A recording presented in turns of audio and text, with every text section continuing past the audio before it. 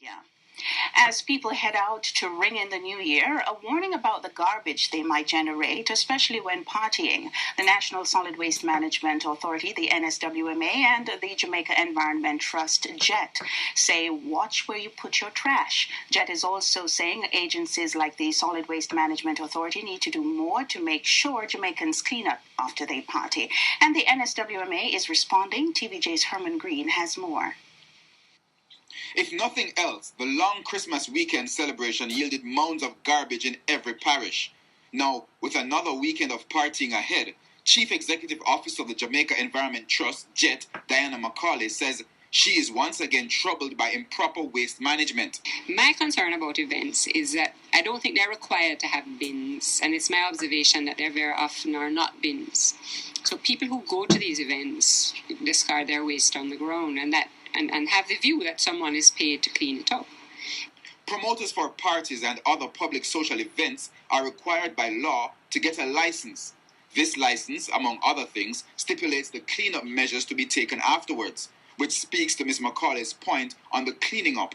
Some promoters do within that period of time, and others don't. They might clean it up eventually, but it might not be within this specified period of time. And the problem is that if it's not cleaned up pretty quickly, animals get into it, scatter it, and so forth. If it rains before it's cleaned up, it's all in the drains, in the gullies, causing flooding and, all of the problems that we've seen. Like business operators, party promoters may also be fined if arrangements are not made to dispose of the garbage their event generated. Ms. McCauley believes regulators, including the National Solid Waste Management Authority, NSWMA, need to enforce those laws. On that point, we asked the NSWMA chairman, Dennis Chung, if there will be greater enforcement starting with New Year's parties this weekend. Yeah, man, we're definitely going with enforcement. We'd rather not get anybody, but enforcement is a part of ensuring that there is proper compliance and proper order in the system. He says prior to the Christmas season, the focus was on education for party operators and business operators. I think a lot of them are aware because we've been out there from last year. We actually converted hundreds of persons from not having a contract to having a contract. So we've made some impact. He says while the agency is grappling with a shortage of enforcement officers, enforcement activities are carried out regularly and the changes will be made soon to enhance efficiency. Herman Green, TVJ News. The police say they will be keeping watch as people head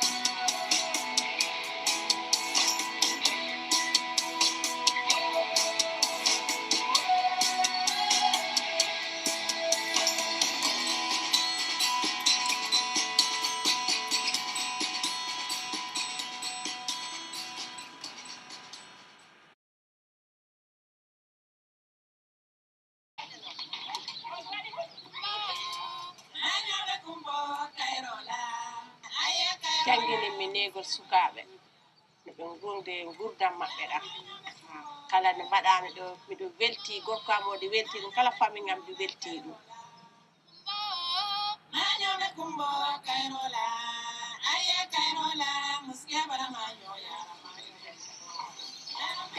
ko min Egge Kane nder fedde minen liggoda kabir duuɓi jeerari hikka minen liggoda e nder fedde duuɓi am ɗe mino heɓi duuɓi 50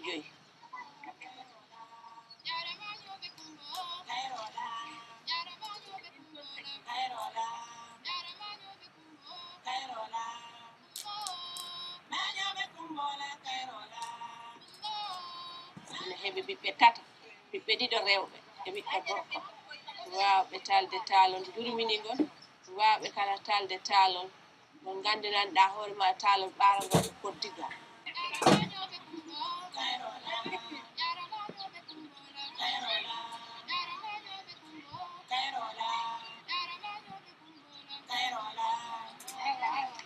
ɓe kalda e neneji ɗi kono ko minen ɓe ɓuri wattu woni ɓornogol jikkuji moƴƴiɗi woni ɓornogol ko timmi fiyo ɗum yirɗum sabu minen yiɗi salminde mawɗo hessude hoore mum woni hessude hoore mum tawa ustima to sengo ɓanndu tawa ustima to sengo duuɓi sabu ko mbo toyra eyi ɗon kam jooni mo wawata janngo to ɓay mo jogii ɓiɗɗo sina nene makko walli mo wawata janngo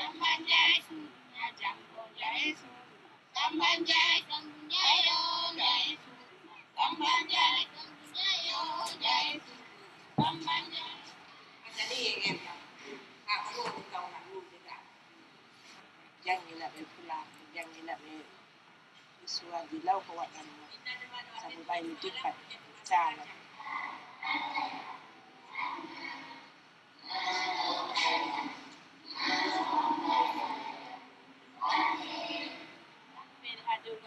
takitiniraaɓe maɓɓe ɓiɓɓe maɓɓe alaa no ɓe mbadani e sukaaɓe rewɓe ɓe ko tenki ɓe jaɓa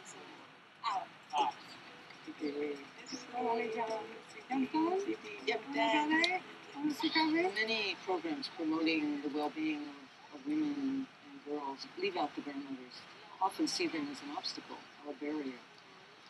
But I've always seen them as a resource.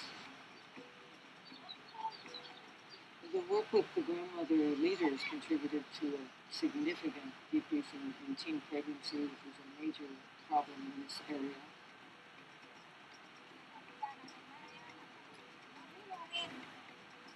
hanki mi liɓaraama mi jiima ni so mi disanoma haala mi wawraɗo fewtude no pempire mami ɗo ni an mariyama mi hacca ko mbawmi haalde e nder yimɓe hanki mi wawrano ɗum wadde fuɗɗanno haalde tan mi wullani ami diwna kono han alaa komi leɓa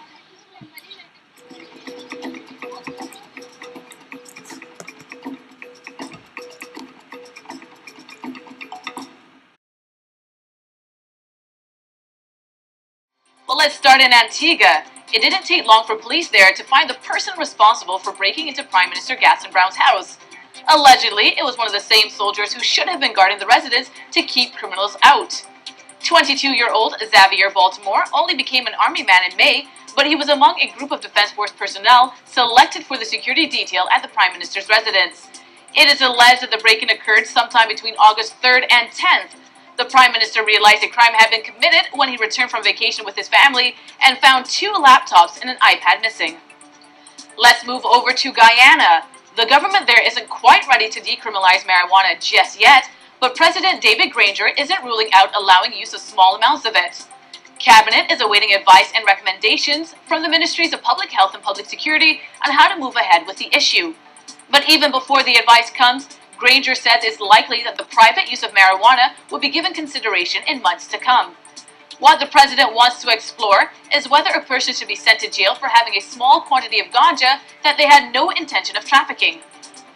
And now in Haiti, surviving cholera victims and the families of those who have died from the disease finally got one of the things they've been seeking for years: an admission from the United Nations that it played a role in the outbreak. What they won't get, though, is compensation. Experts traced the 2010 outbreak to a base housing UN peacekeepers from Nepal. Until this past week, the UN had refused to accept responsibility for introducing the killer disease to the impoverished nation. In response to critics, the UN says it is protected by diplomatic immunity from claims for compensation from victims' families. An appeals court in New York has agreed. And lastly, in Jamaica, it's a case of don't show me the money. It has surfaced that some candidates of the now opposition People's National Party did not disclose the money they had received from donors in the lead up to the last general elections.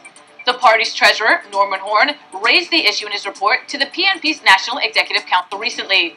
He said the party's biggest competition for donor money was actually the party's own individual members who collected significant amounts of cash from the same members of the private sector that the PNP was planning to approach. He says this action shortchanged the party, which eventually lost the election. And that's it for another edition of The Week That Was. Please join us again next time.